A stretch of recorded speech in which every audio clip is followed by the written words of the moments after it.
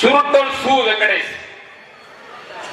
நான் அவன் பேசுவேன், அவனுக்கு நான் மரியாதை கொடுக்க மாட்டேன். ஏன்னா அவன் வந்து ஒரு இந்து விரோதி, தமிழ் இன விரோதி. அவன் தான் பேசுவேன், தான் பேசுவேன்.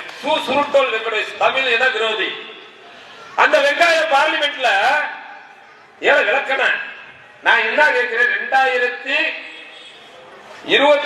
இறுதி நீ பார்லிமெண்ட்ல எம்பியா இருந்தீல, 2023 புதிய பார்லிமெண்ட் திறக்கப்பட்டு அன்றைய தினமே செங்கோல் வைக்கப்பட்டதா இல்லையா? செங்கோல் வைத்து 6 மாதங்கள் நீ அந்த பாராளுமன்றத்துக்குள்ள உரை நிகழ்த்தி இருக்கீல. செங்கோல் வைக்கையில உன் கண்ணு எங்க போச்சு? உன் காது செவிடா, வாய் ஊமையா, சைக்கோவா இருக்கியா வெங்கடேஷ?